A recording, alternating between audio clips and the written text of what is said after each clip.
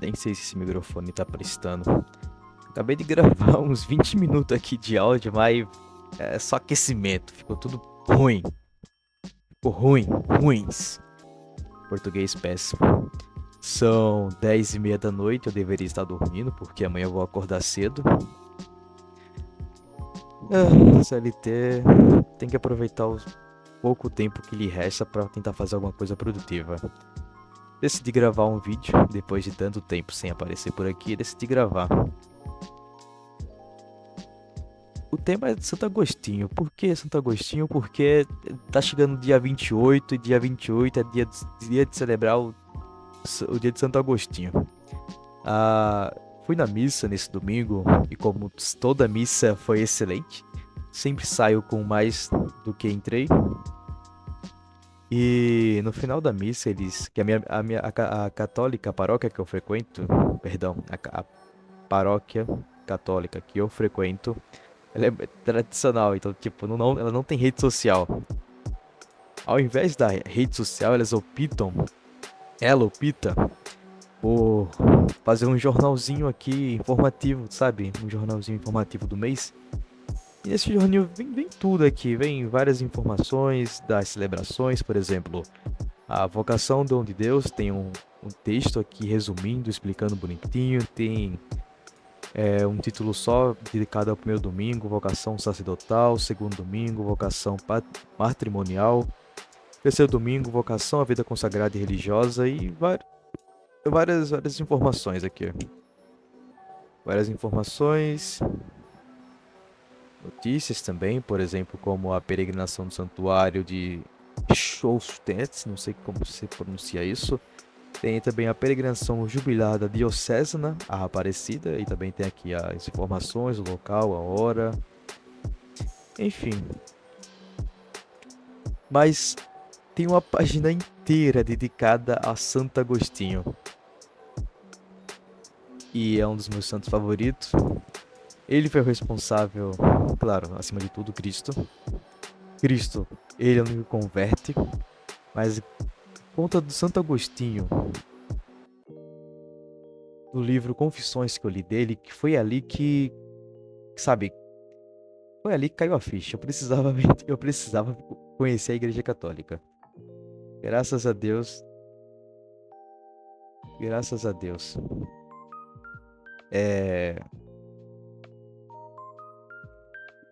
Tem nessa folha aqui, dedicada, com um texto enorme, dedicada a explicar teses.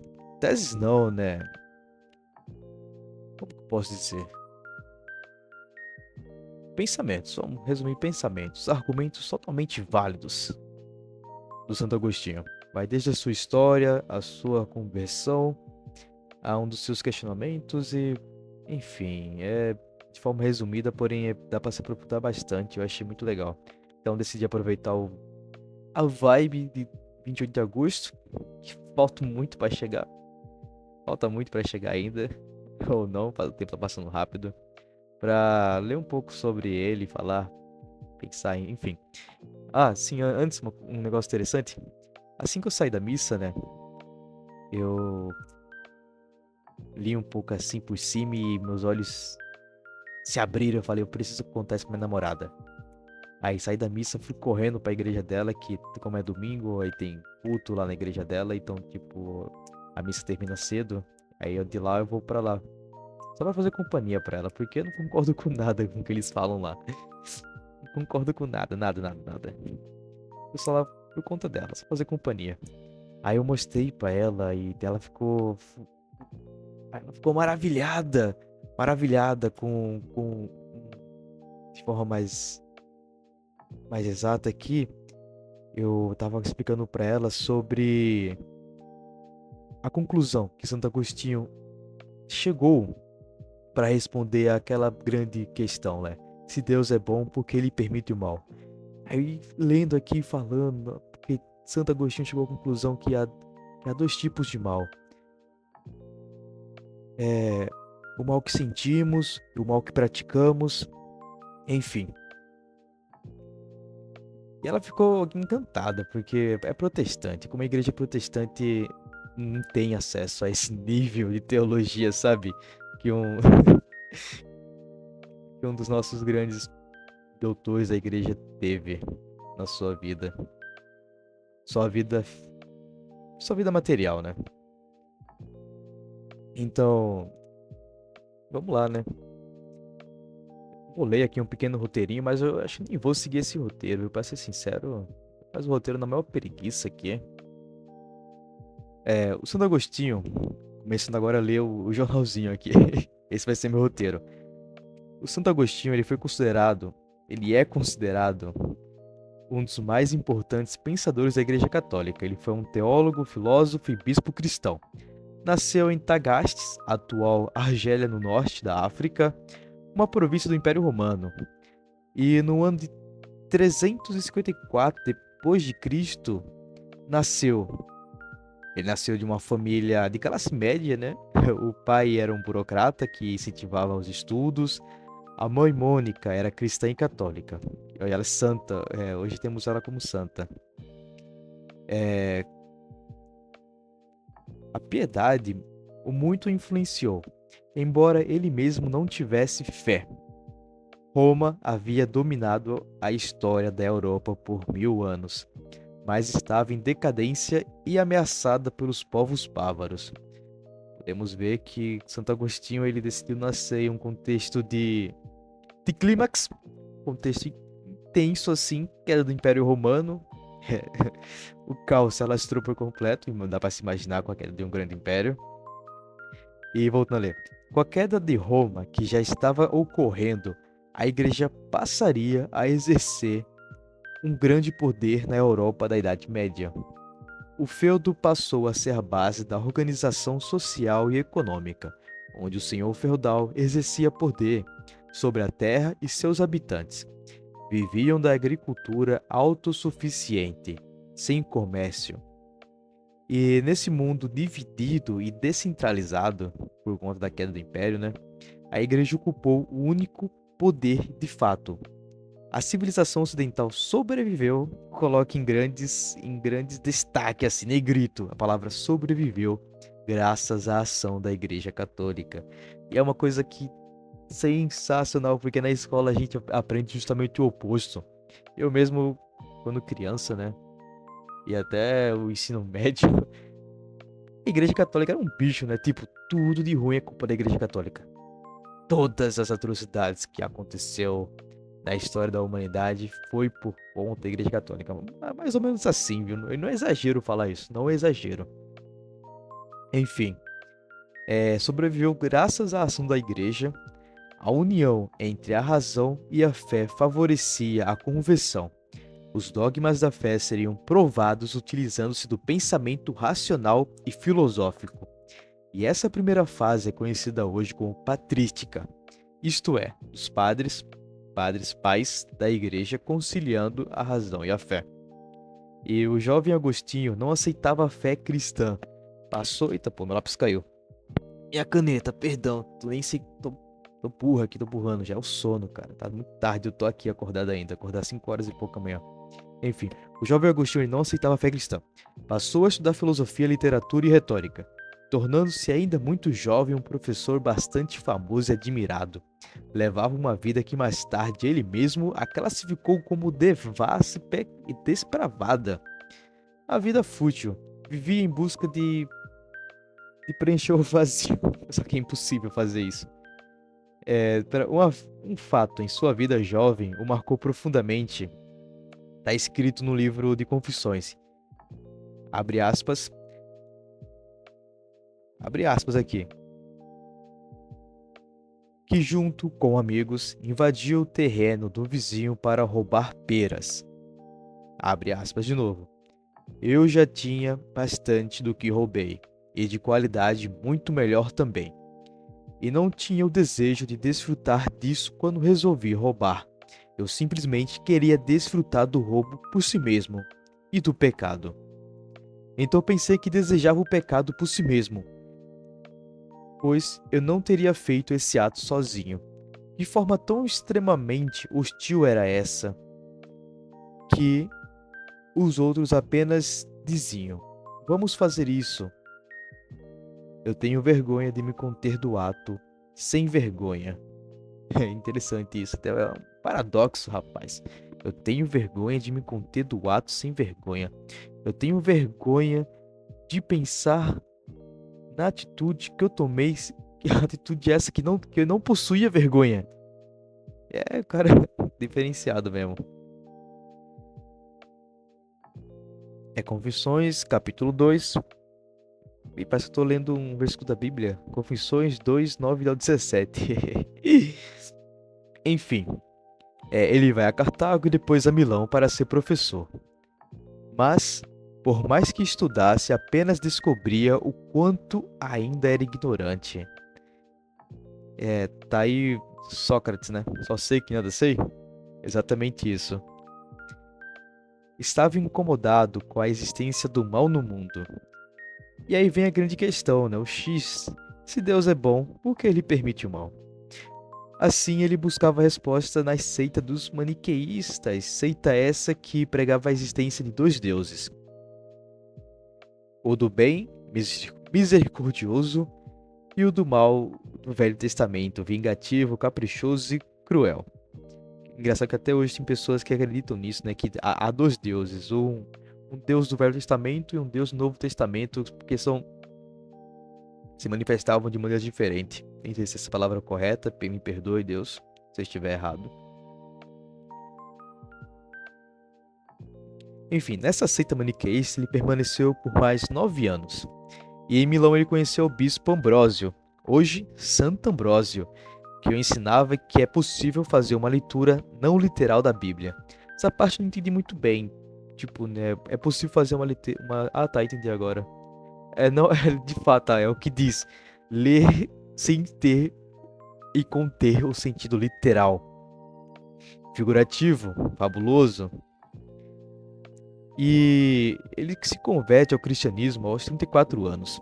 Começa a escrever um livro sobre o livre-arbítrio, ele volta para a África em 388 e segue a carreira eclesiástica de presbítero, tornando-se bispo de Pinoma. Pinoma olha eu. Bispo de Hipona. Perdoe outro erro. Estou com sono, não sei mais o que eu falo. Voltando ao X da questão, né? Se Deus é bom porque ele permite o mal, ele busca respostas para isso. Deus é autor do mal? Ele se questiona. Agostinho afirma que há duas maneiras de ver o mal. Foi a conclusão que ele chegou depois de pensar e se debruçar durante noites. O cara pensou muito, ele pensou muito. Não foi do nada que ele tirou essa resposta, foi depois de muito pensamento, muita linha de raciocínio em cima da outra, para chegar a essa conclusão. Agostinho afirma que há duas maneiras de ver o mal. O que nós sofremos, destaca essa palavra, nós sofremos, essa frase. E o que nós praticamos. O mal que sofremos tem origem em Deus. Origem em Deus, presta atenção, cuidado para não se engalobar aí. Origem em Deus, mas não é o mal. Mas não é o mal. O exemplo que ele dá aqui são terremotos, enchentes, doenças, acidentes, maledicências, calúnias, guerras. Tudo isso se resumiria a provação e expiação. Porém, o mal que nós praticamos, veja, o mal que sofremos, o mal que praticamos são duas coisas diferentes. Você pode falar, mas se eu pratico o mal contra outra pessoa, esta pessoa ela vai sofrer do mal. Sim, ela vai sofrer do mal que você praticou e não do mal natural, que é o mal que sofremos. E se encaixa nisso como um exemplo que ele deu, como enchentes, acidentes e por aí vai. E o mal que nós praticamos, esse sim é mal, pois pela nossa vontade prejudicamos o outro. Veja bem, pela nossa vontade prejudicamos o outro. Se sou culpado, se quero matar alguém, mas não matei, para os homens eu sou inocente, porque não teve o ato, mas para Deus sou culpado, pois faltou oportunidade. Assim o mal não nos pega de fora, mas mora dentro de nós. Uma frase muito bonita que me recordo agora é: tudo aquilo que há de bom que você vê em mim é Cristo, e tudo aquilo que você vê de mal em mim sou eu sou eu mesmo. É o mal que dá em nós, ele está dentro de nós, é enraizado na gente. Deus não cria o mal. A maldade é a ausência do bem. E onde o bem não está, assim maldade não existe. Peraí, que até me atrapalhei aqui. Voltando. A maldade é a ausência do bem. Onde o bem não está, a maldade. Onde há luz, não existem trevas. Onde há luz, só existem trevas.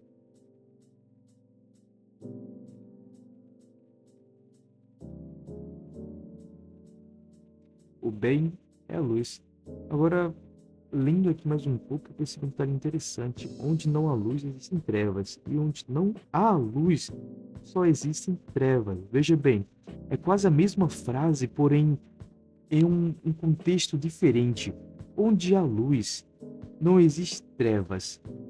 Veja, se eu estou em uma sala e ela está iluminada, não tem escuridão. E se tiver, pouca escuridão. São sombras.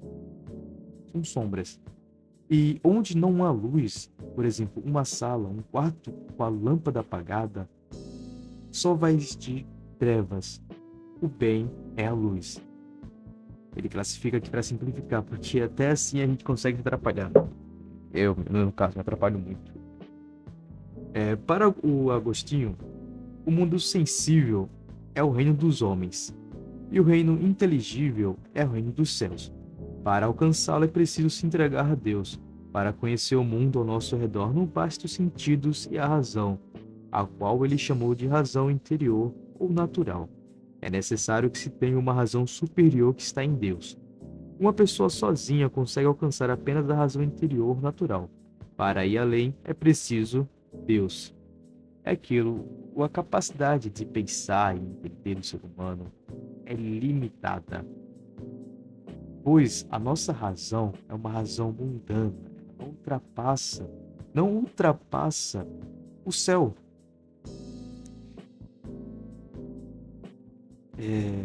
Para ir além é preciso de Deus, que ilumina as pessoas para que elas encontrem as verdades eternas.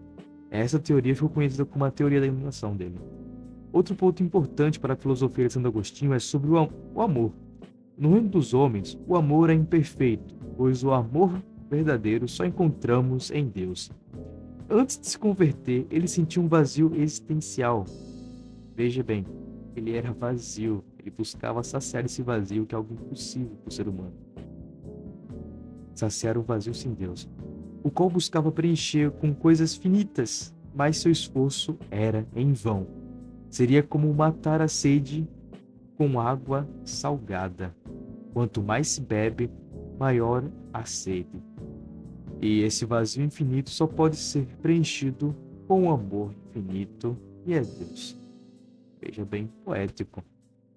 E finalizando esse pequeno texto informativo sobre Santo Agostinho, a igreja decidiu colocar uma frase do Papa Leão V, que disse na sua primeira aparição após ser eleito no conclave, abre aspas, "Sou agostiniano, um filho de Santo Agostinho." E dizia, "Convosco sou cristão, e para vós eu sou bispo." Neste sentido, podemos caminhar todos juntos em direção à pátria que Deus nos preparou. Fecha aspas. Essas foram as primeiras palavras do novo Papa Leão V. É quinto. X1V é quinto. X10 é quinto. É 14. É 14. Meu Deus, que depois. Burrice. Ah, cara, se Deus é bom, porque ele permite o mal. É interessante demais aqui. Também tem outro pensamento dele sobre a guerra justa, né? O Agostinho afirma aqui que os cristãos deveriam ser pacifista com postura pessoal e filosófica. Apesar disso, afirmou que passividade perante uma grave injustiça que só pudesse ser detida com violência seria um pecado. Então, a autodefesa ou a defesa de outros pode ser uma necessidade, especialmente quando comandada por uma autoridade legítima. É, apesar de não detalhar as condições necessárias para a guerra, Agostinho cunhou o termo guerra justa em sua obra A Cidade de Deus. Essencialmente, a busca pela paz deve incluir. Perdão, eu rotei aqui. É o sono, pessoal, tô ficando velho. É, essencialmente, a busca pela paz deve incluir a opção de lutar para preservá-la no longo prazo. Uma guerra justa não pode ser preemptiva, deve ser defensiva e objetivar a restauração da paz. Eu salvei isso aqui porque eu achei muito interessante falar no vídeo, né? Enfim, eu acho que é 20 minutos, eu vou ter que cortar algumas coisas, ficou grande pra caramba. É isso aí, Jean daqui, Jean de futuro, Jean de 2 anos atrás. Eu ia falar futuro e 2 anos atrás na mesma frase. Nossa senhora, eu tô com tanto sono. Mas é isso, Santo Agostinho, um dos santos que eu mais admiro. Santo Agostinho, rogai por nós, abra minha mente para que um dia eu possa deixar de ser tão ignorante. E que a graça de Deus esteja com todos vocês que ouvirem isso. Amém.